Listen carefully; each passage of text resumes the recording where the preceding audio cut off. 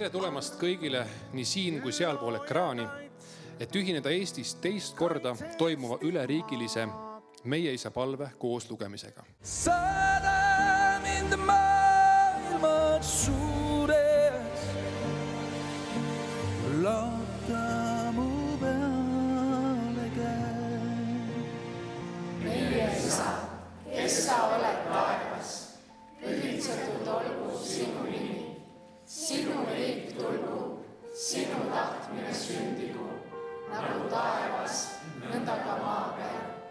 Meie igapäevast leiba anna meile täna päev ja anna meile andeks meie võlad, nagu meiegi andeks anname oma võlglastele. Ja ära saada meid kiusatusse, vaid päästa meid ära kurjast, sest sinu päralt on riik ja vägi ja au igavesti. Aamen. Õnnis on rahvas ja õnnistatud me maa, kui kuulame teda,